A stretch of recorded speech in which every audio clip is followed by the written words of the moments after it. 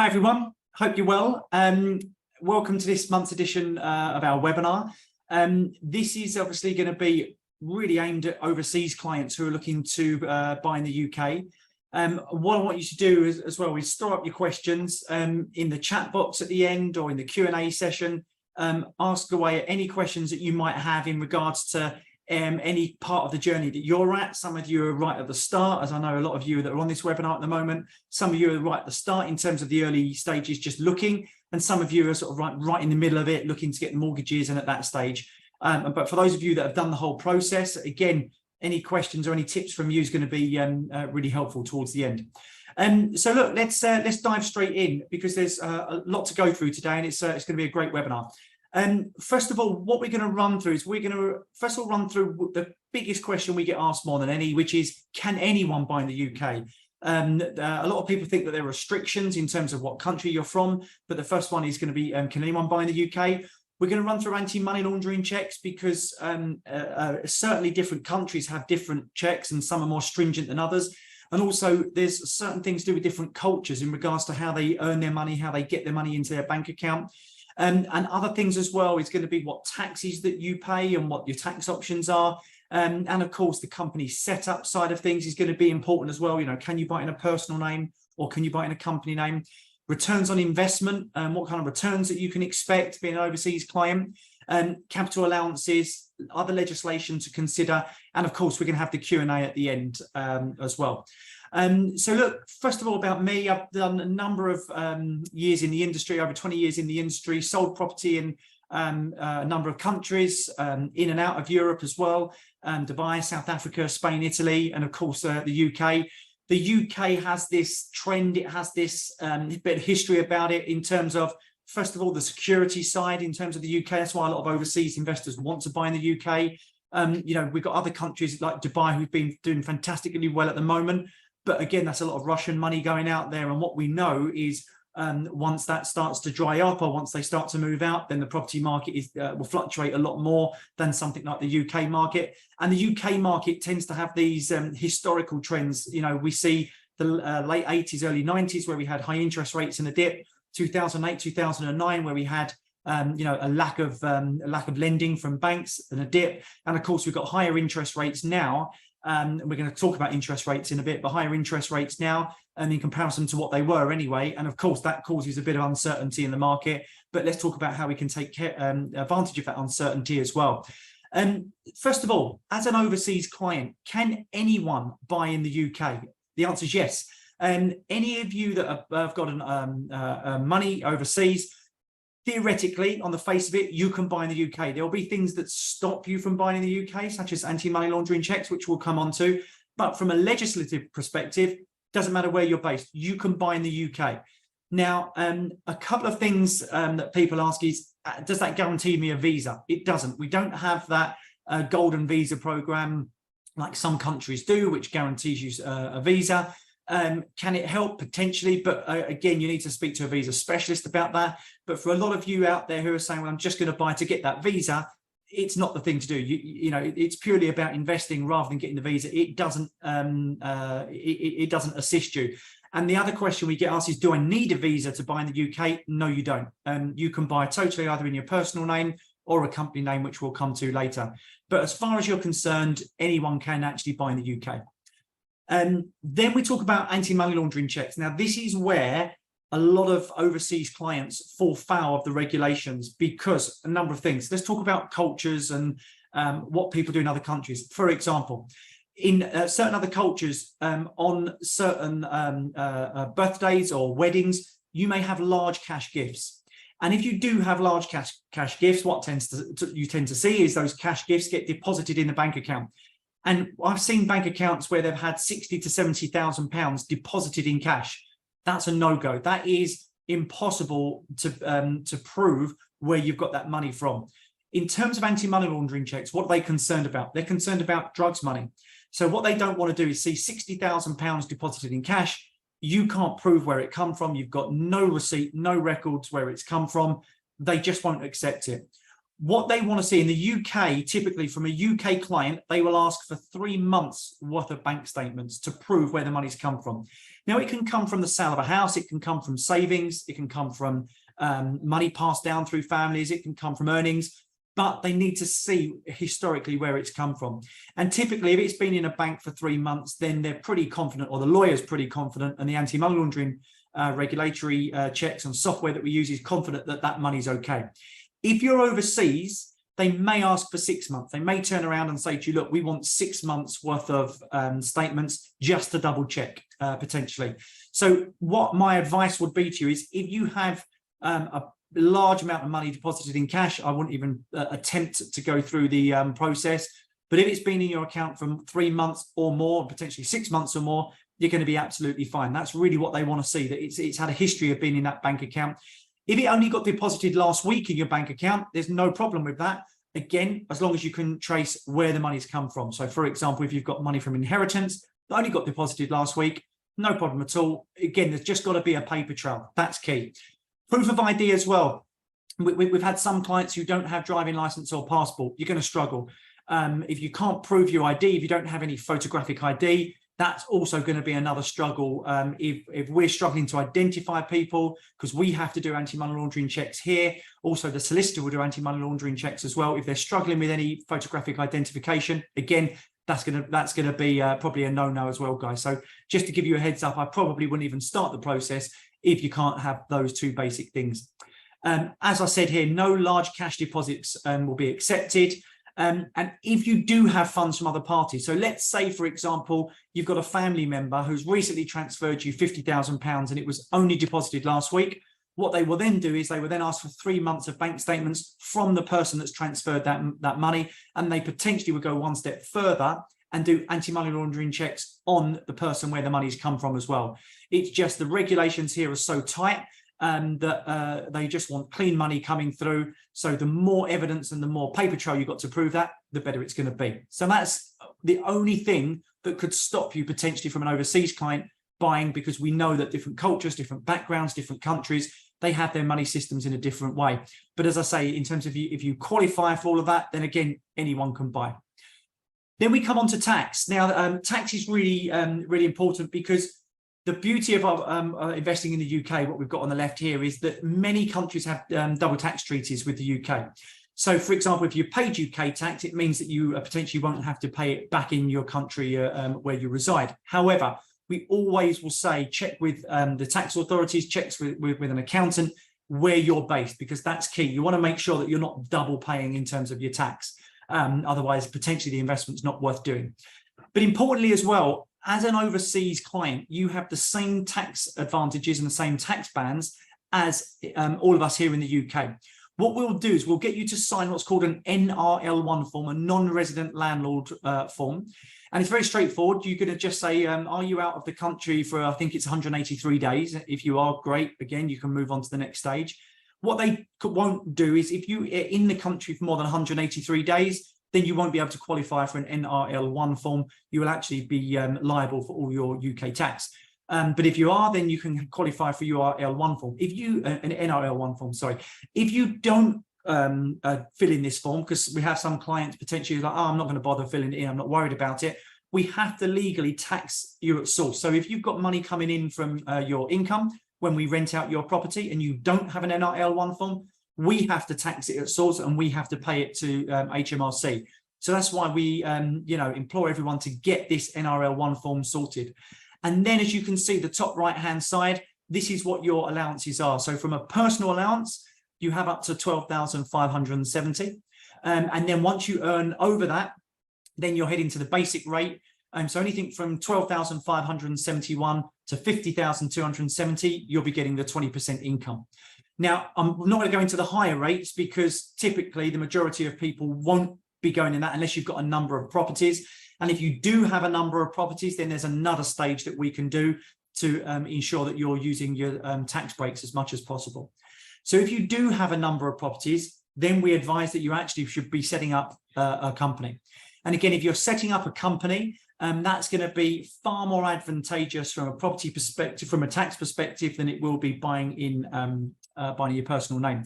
So anyone can set up a UK company. We can help you do that. There's companies here that help you do that. And guys, it takes literally 30 minutes and you're done. There are or can be some difficulties with setting up a UK bank account. Typically, you want a UK address for that. But of course, once you've purchased the property and you've got that UK address, then you can register the bank account to that address there.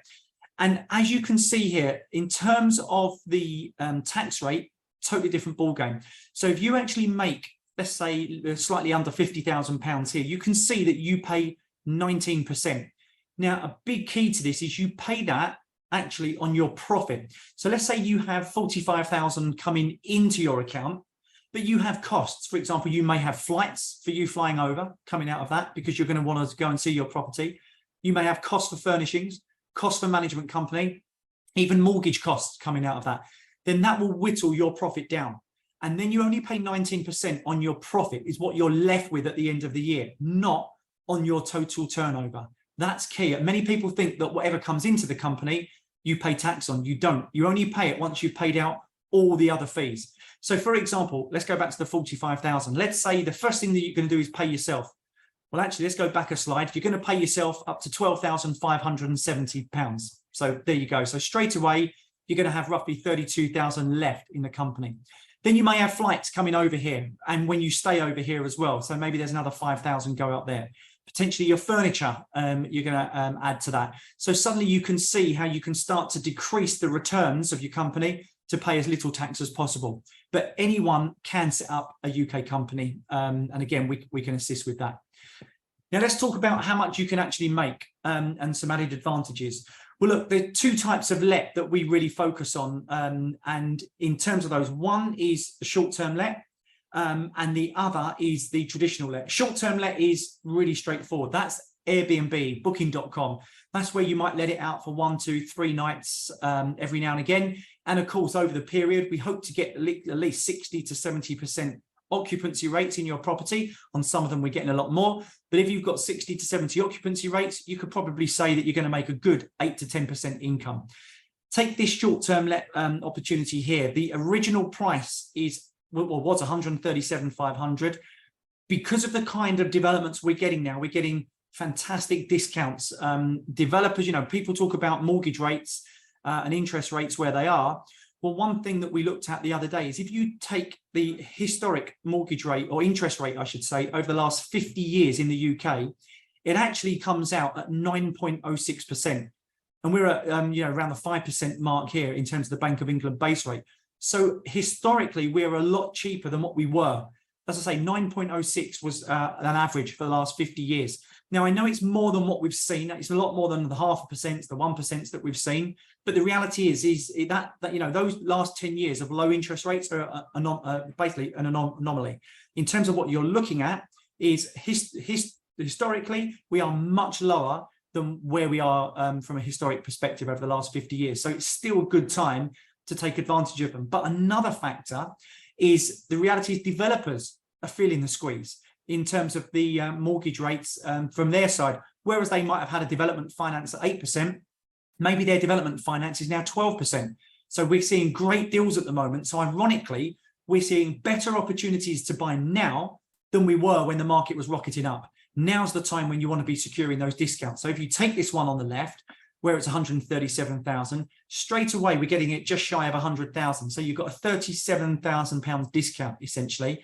That then pushes up your net return. So you can see your net return at the bottom after all your costs at 13.4%. So that's the first thing in terms of a short-term let.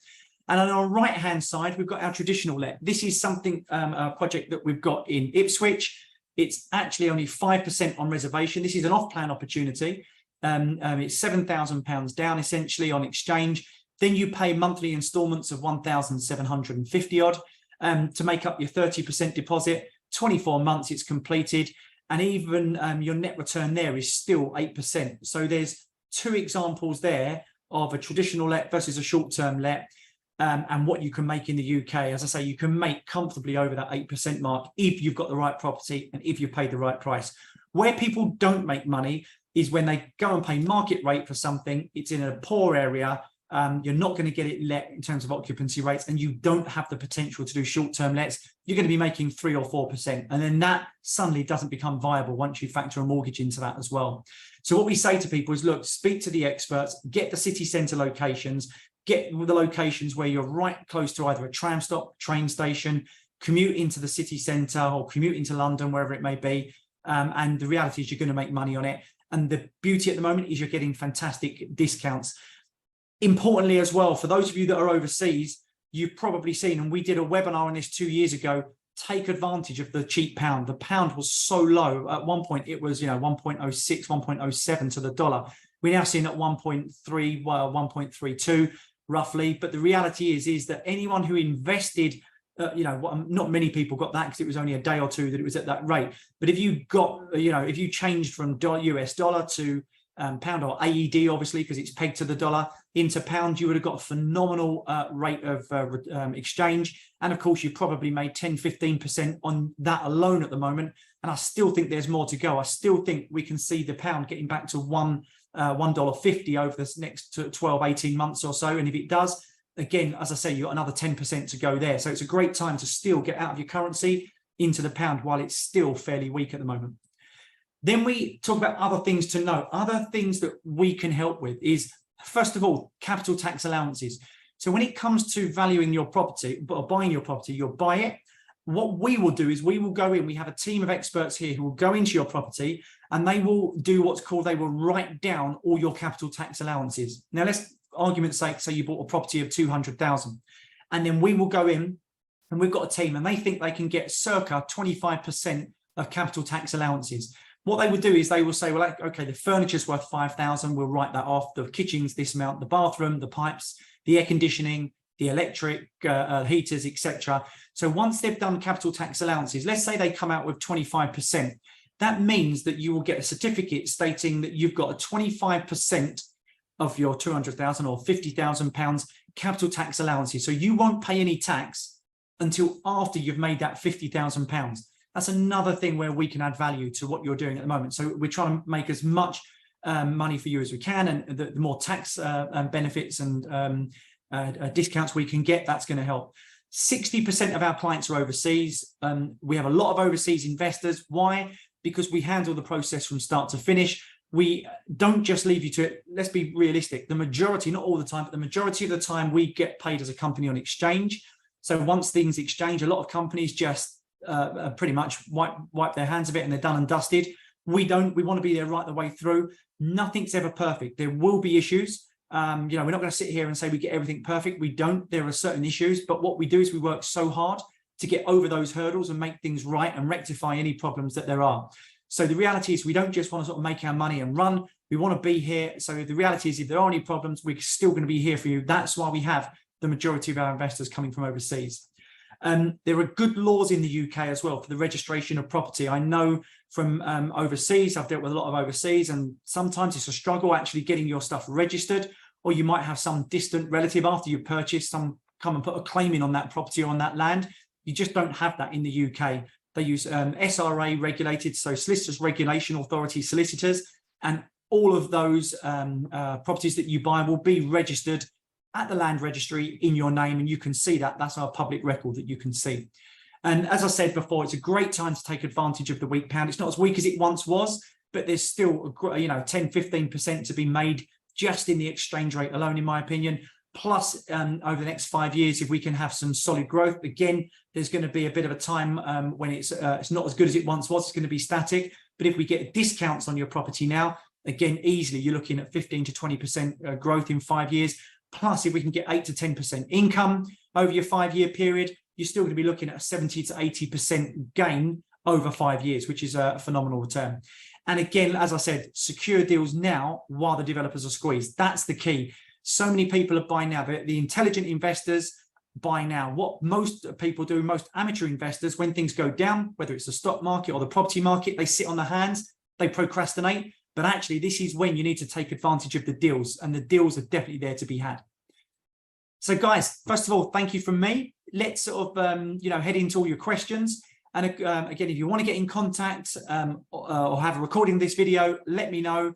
you can go info@flambardwilliams.co.uk. Feel free to contact us on the number here, and the team will be in touch. But let's dive into your questions. So I've got one here. If I have over 3 properties, can I register one in my personal name and the other 2 through a company, and also enjoy the 12,000 tax breaks for the company with my name? Okay, it's a really good question. So if you've got 3 properties, the first thing is if they're already in your personal name and they've completed, if you then put that directly into a company name, what will actually happen is you'll have to pay stamp duty again. However, if it's not at a stage yet of where they have completed or the contract's been drawn up, you might be able to change that contract, get 1 put in your personal name and 2 into company names, and you can use your tax break.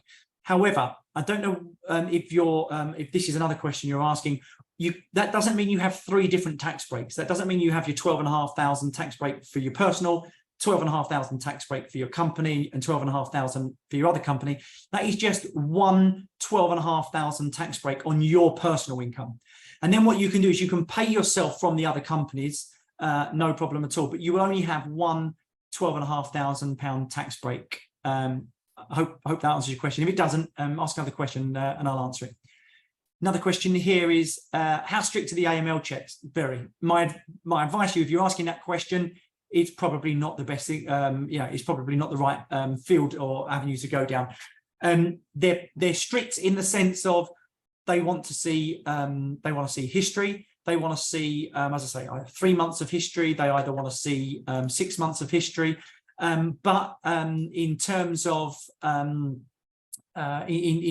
actually, they're not overly overzealous, but they are strict. And what my advice to you would be is, if you think that there's been any large cash deposits or there's no traceability of anything, then my advice to you is, look, it's probably not the right project for you or the right development. So it's probably not best even going down that route, because we're very strict. We have to use certain software systems and platforms that we put your details through, and if that comes back with any negativity, we have to then go back to you. But solicitors will be on top of this as well.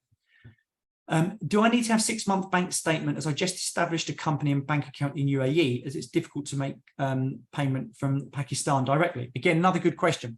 So if you set up a bank account in the UAE and you've gone from Pakistan into the UAE, but you've done that in the last month, for example, you'll only have 1 month or 3 weeks, whatever it is, worth of bank statements in the UAE. What the solicitor will then ask is, well, okay, where was it before? And if you can show that it was in a bank in Pakistan before for 3 months, then they'll say, no problem. What they might then turn around is and say, right, when was this deposited? How was it deposited? And you might then go back and say, well, it was deposited a large lump in cash. That's where it stops, and it'll be like, no. But if you can actually show it was from legitimate means, whether it was from income, savings, family money, no problem at all. Again, you can come through that. And then the fact that it's been deposited in a fresh account, as long as you've got a traceability prior to that, then 9 times out of 10, you should be absolutely fine. Can an overseas buyer buy in installments, for example, over 24 months? Yeah, they can. We've got some great projects at the moment, and we'll come on to mortgages in a sec, actually. It's a good point. We've got some great projects at the moment where you actually only need £6,000 to £7,000 down now. What you can then do is actually have installments of 1,500, 1,700 paid off over 24 months. And then that will get you to a 30% deposit at that point. Once it's then completed, you can then go for your mortgage. You can't then carry on paying off the balance over the period of time to the developer.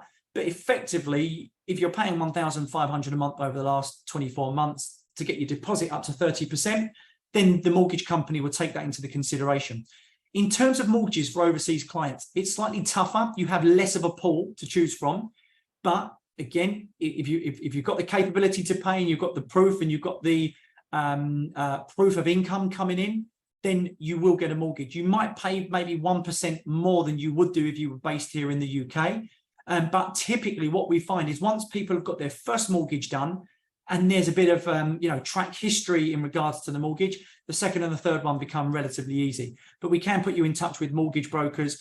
We have clients all over the globe. We have mortgage specialists who are better at dealing with clients from Africa, Nigeria. Some clients who are mortgage brokers who are better dealing with clients from Asia, some Middle East. So we have mortgage brokers that can actually specialize in those particular areas that we can put you in touch with. Do you recommend an investment opportunity to lend an amount on a 12 months time with some percentage of the interest? What would be the tax? Do you recommend an investment opportunity to lend an amount? So if this is talking about you lending an amount and getting an income on that, then no, I don't. The reason, well, I say no, I don't. That's a bit blasé. No, I don't, in the sense that there are companies out there that do that, and you lend it on the back of a bond or something like that. But the problem is what is that bond tied to? Typically, you know, if they're paying you a high income, or why are they paying you a high income? Why can't they get the money from a bank? And typically the reason why they can't get the money from a bank is there's no basis to that amount of money. So I've heard a lot about these schemes. I don't really trust them, if I'm honest, but it all depends on on the circumstance of that particular investment that you're talking about. But if it's what I think you're saying is where you can get, you know, 10% income per year on your money, typically you've got to look at what it's based on. What if the actual end product isn't there? What is your security? The reality is you don't have any. When banks take a loan on something, they have a security, which is the property. On a lot of these bonds, you don't have that security. So that would be my carte blanche answer, but without knowing more details, I can't give you a specific answer. How long does it take to acquire a unit once offer is accepted? So in terms of to acquire a unit, I don't know where, let's say it's ready now. If you had a ready now unit and everything's been accepted, you can take 2 months, for example, to get it all completed, depending on the speed of your solicitor. I've known solicitors to get things wrapped up in 2 weeks, 3 weeks. I've known solicitors to take 5 months. It just depends on their efficiency and the efficiency of the other side and how quick they are in coming back to the inquiries of your solicitor. But the reality is that you should have to get a ready now property within a couple of months at most, if you've got a couple of good solicitors on the case.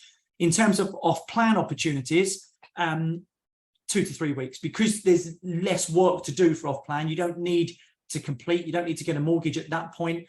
Then I say 2 to 3 weeks, you can get those exchanged in.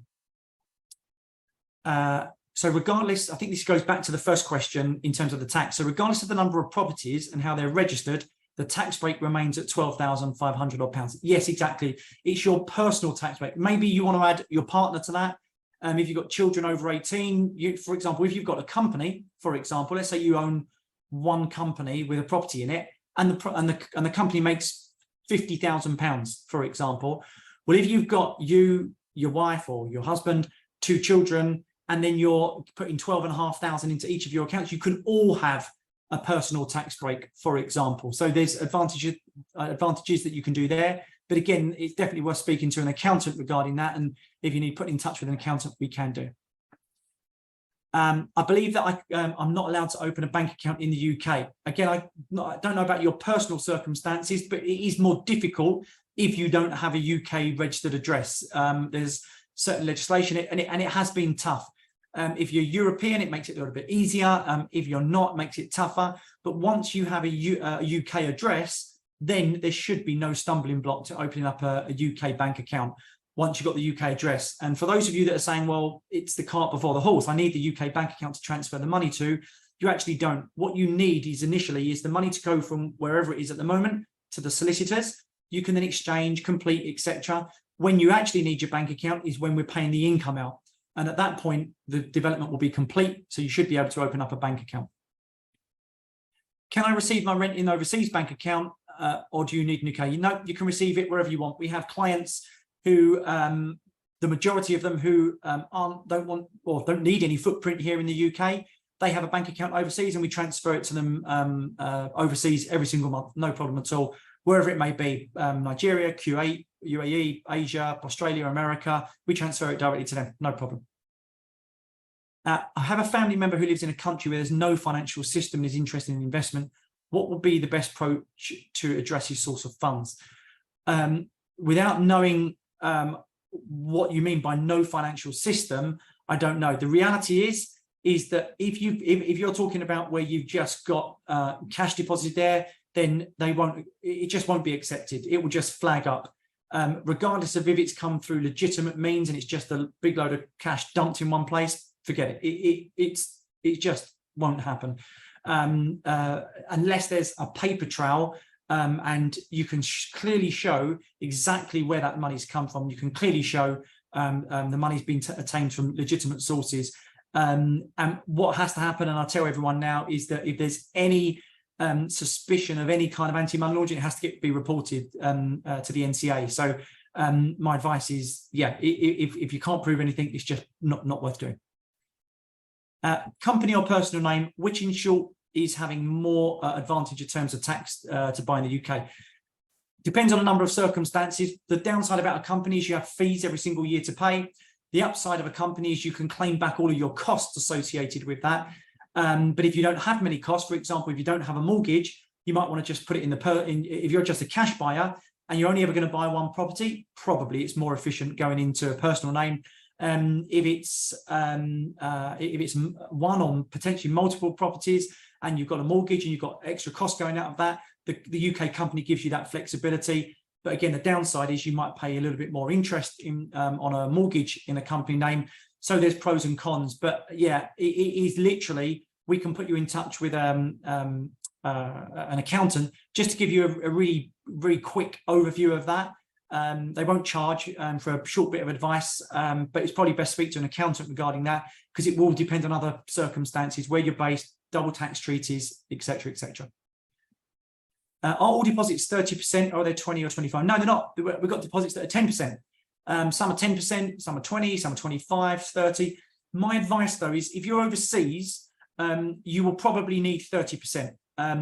A lender, well, first of all, a lender on all buy-to-let properties, they won't go any lower than 25%. UK citizen will have to put a minimum of 25% down and 75% loan to value.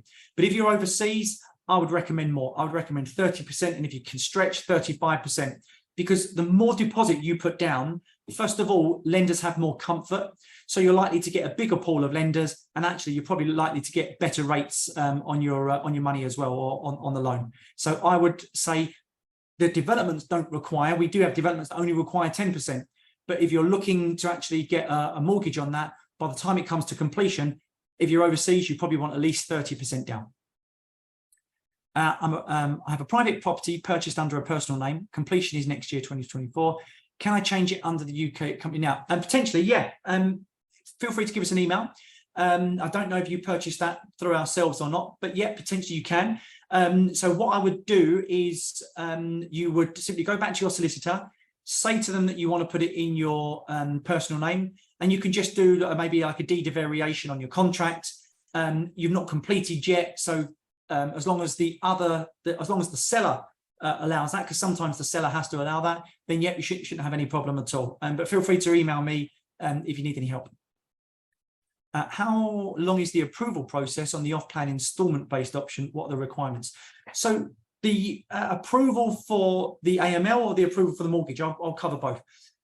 So in terms of the approval for the AML, relatively quick.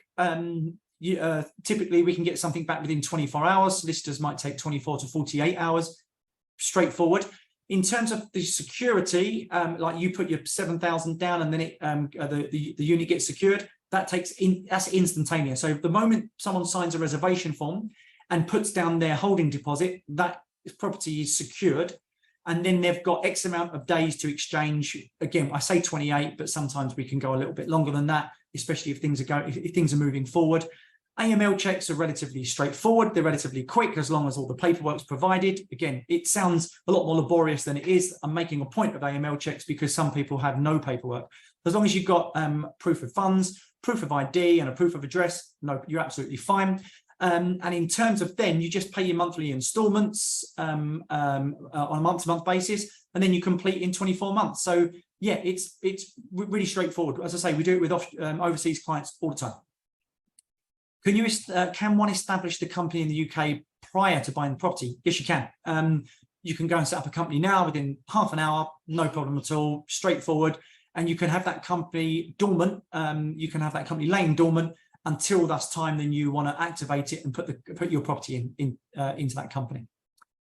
What would the implication be if I change from a personal name to a limited company? Going back to the contract, there shouldn't be any. If it hasn't completed yet. If you want to then change it into a company name after, there are other ways of doing it, like you can put it into partnership, limited partnership, etc. But for a straightforward answer, if it's completed and you put it into a company name, then you'll have to pay stamp duty on that. But if it's not completed yet and the seller's solicitor agrees to it, or the seller agrees to it, then there should be no implication to get a deed of variation. So if I get a house with a UK address and I can get a UK bank account, I'm buying one of your properties in Preston and I want to use this to open a bank account. Hope this works. Yeah, it should be absolutely fine. Obviously, there are other things that the bank would check. Same thing, they would check anti-money laundering, normal kind of stuff to open up a bank account.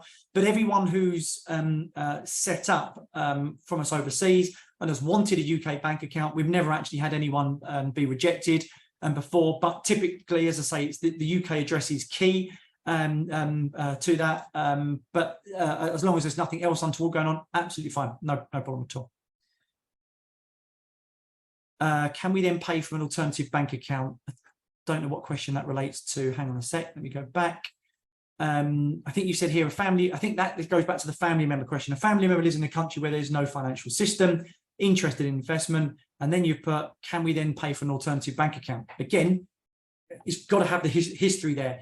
If that money's just going around, bouncing around bank accounts, you're going to keep getting asked the same question. Well, so if it's just landed in that bank account, well, where was it before? Where was it before? They just think they want to see 6 months of history, where the money has come from. What is your source of funds? That is really, really key for the AML. It's source of funds and the history of where that money's been.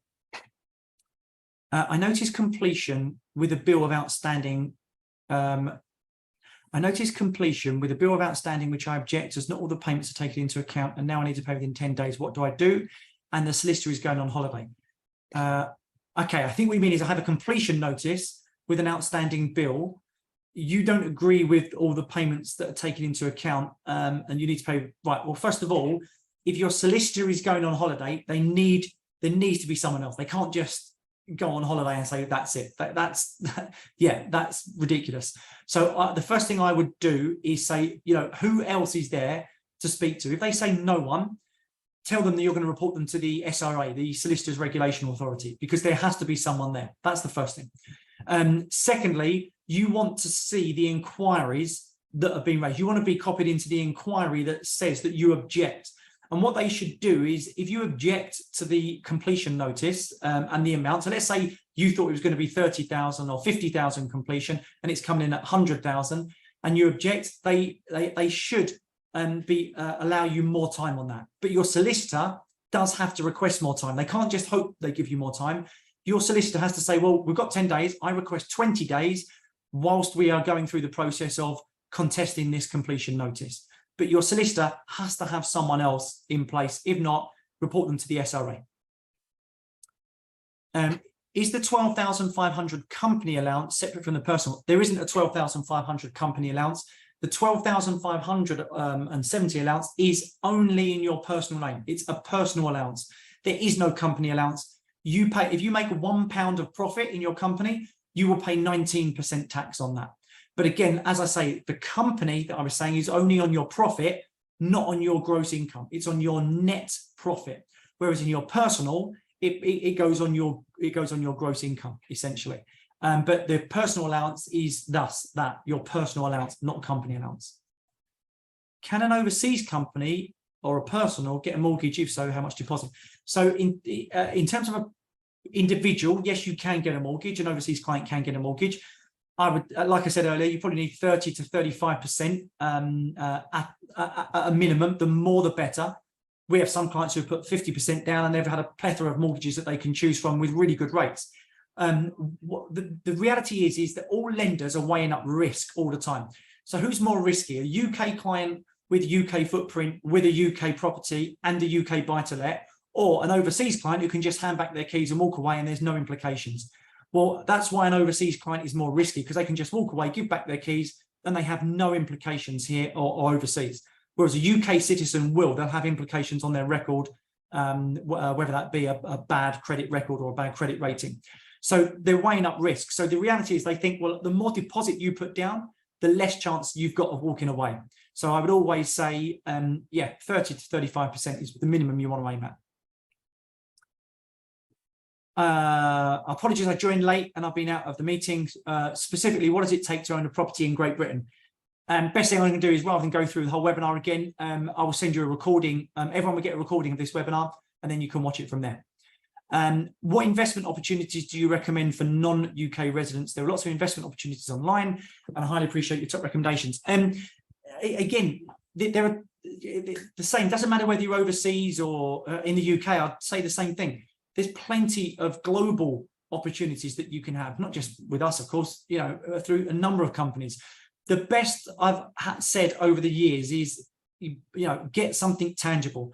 Anytime you buy things like a bond, for example, I'm not talking about a government bond here. I'm talking about a bond that's not based on anything. They're promising you they'll give you 10%, but when you look behind the bond, there's nothing that it's based on. You're literally, you could be buying air. You're buying hope that they're going to pay you back. And then what's the chances of you getting your money back at the end? If you buy something in a solid economy, doesn't matter if the economy has dips and you know, peaks and troughs, that's normal. But a solid, recognized economy, and you're buying something like bricks and mortar, it's tangible and it's registered by a legislative land registry, you're going to tend to be absolutely fine. We've seen so many currencies, you know, we've seen currencies in Nigeria, we've seen currencies in South Africa, where they're literally spiraling at the moment. Again, you want to get into a currency that's more recognized, more solid. Because the pound is quite weak at the moment, again, there's advantages there. So as I say, it's not about saying, well, this is the one that you want to buy. I would just have an investment vehicle that you want, first of all. And of course, we recommend property as an investment vehicle. We do overseas property as well, but we highly recommend the UK because it's safe. And it's in our mindset here in the UK to keep buying property. So that's why we, you know, history shows us that regardless of dips, it will steadily increase time after time. Is there a possibility that your buy-to-let mortgage doesn't get approved or the interest is too high? Can you opt out still? How much will you lose? That is a great question. Yes, it could be declined. I would always say that you speak to a mortgage advisor before, especially if you're overseas, so it can get declined. Yes, you can have a high interest rate. Again, you know, let's take people who bought 2 years ago when interest rates were 0.5%, 1%, and they're now coming to fruition and they're now at 5-6% for your mortgage rates. Well, the reality is that, yeah, bad timing, okay? But the reality is now, ironically, the flip side has taken place. The advantage of the timing is now is we know rates are high. If you can buy the project now, in your head, if you can buy the project and your mortgage rate works now, then once we start to see a dip, then we should start to see things really start to increase. So, or your actual profits start to increase. So I would definitely speak to a mortgage broker first. Can you still be declined? Yes.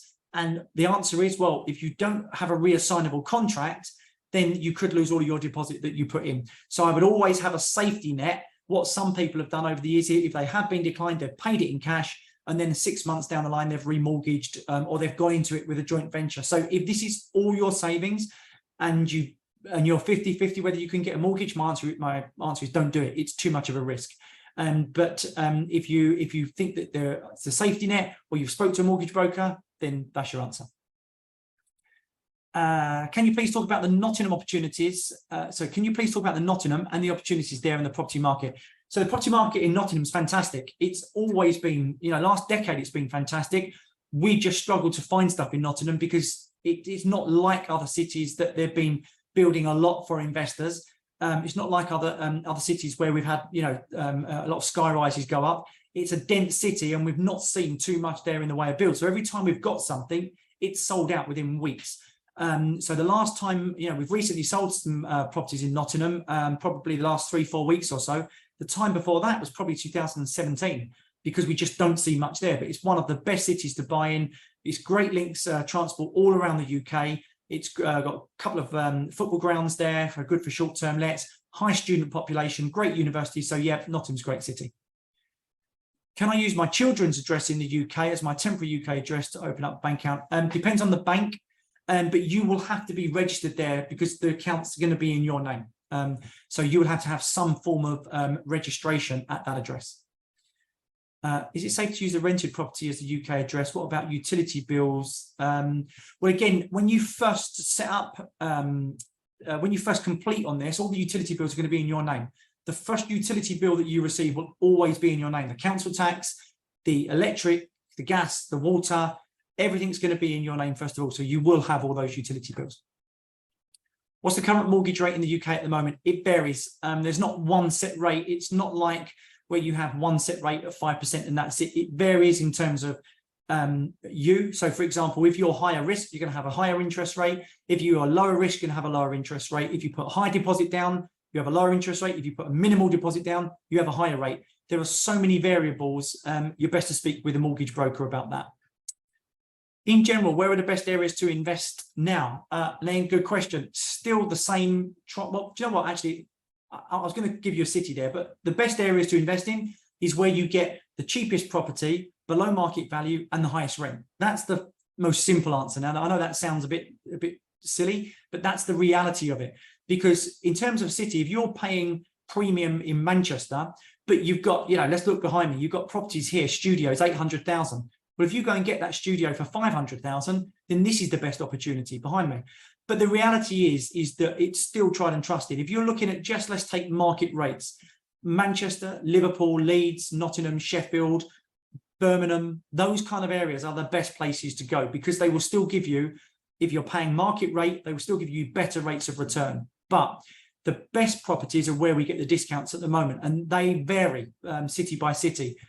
So as I say, you're best to speak to a broker and just say, what discounted properties do you have right now?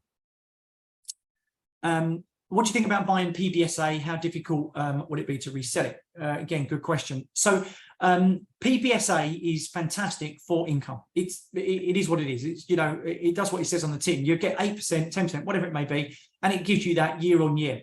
In terms of selling the property, you don't make as much growth on PBSA. PBSA, so student property, you won't make as much growth. You're probably looking at the same, roughly give or take after 5 years of what you got in there for. It is purely income driven.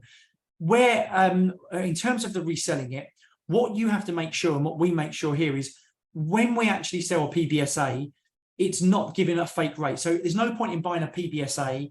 There are some out there in the middle of nowhere. For example, you've had stuff in the middle of nowhere, terrible university town. You got something like 4,000 or 5,000 students, and they're giving you 10%. Well, that's great, giving you 10%. But when you actually really look at the numbers behind it and what they actually rent out for, the rate suddenly is 4% or 5% income. Now, that's the danger. What then happens is when a buyer comes along, they're not going to buy it at 4 or 5%. So you need to halve the property price to get the income back up to 10%, which is where it needs to be. So PBSA there's no problem with reselling it. It's just what we've got to do is look behind the contracted numbers, what you're getting. So if you're getting 8%, just make sure that that is actually what they're letting for. And if it is, then you've got no problem with selling it at the end. Are you sourcing buy-to-let units for investment? Yep, exactly right. That's our company. That's what we do. So what we would do is we will, you come to us, you tell us what you're looking to invest, and we will go and, based on your parameters, whether you're looking to hold it 2, 3, 5, 10 years, reasons you're looking to buy, whether it's for you, pensions, kids, grandkids, we will look to source that for you and find the best opportunities. Do you recommend investment on prefab houses for government-assisted individuals buy-to-let? Okay, so there are, so when you say prefab for government-assisted individuals, there are two things there. Prefab houses, maybe not so much, if I'm honest. So prefab houses more difficult to get mortgages on down the line. In terms of government-assisted properties, some aren't, there are a lot which are older buildings, not prefabricated. You can get mortgages on them. And you have people that are, assisted living, but the government is paying the income on that, and you're getting 8 to 10% income. They're absolutely fine. But prefabbed houses where there's tough to get a mortgage on, probably not. Can someone outside the UK invest with existing limited company in the UK? I think what you're saying is can someone outside the UK invest with an existing limited company, UK limited company? If so, yeah, it doesn't matter when it was set up, you can invest. But I probably need to know a bit more detail there in regards to what the process is and where that company is based. But overall, guys, the UK is really welcome for investing. there's great opportunities. As I say, a lot of people sit on their hands when there's a slight bit of turmoil or negative news in the market. People sit on their hands, but ironically, regardless of what you've invested, if you invest in property or the stock market, go back to the last bit of turmoil, 2008, 2009. That was the best time to invest. That's when the deals are there to be had. And that's when the intelligent investors will get off their hands and go and invest. So if you've got discounts now, it's a really welcoming country to invest in. We've got a great team here that deal with all your after sales, all your marketing, all your management side. We take the pictures of the unit. You don't have to fly over at all. We can take care of it start to finish, and you just get the income. As I say, it's a really, really straightforward process. But as I say, guys, if there's anything you need, just feel free to let me know. I'll be here at the end of the phone. We've got 10 brokers on the floor that are here for you as well. So just feel free to give us an email, and I look forward to speaking to you soon. Take care and have a great rest of the week. Bye-bye.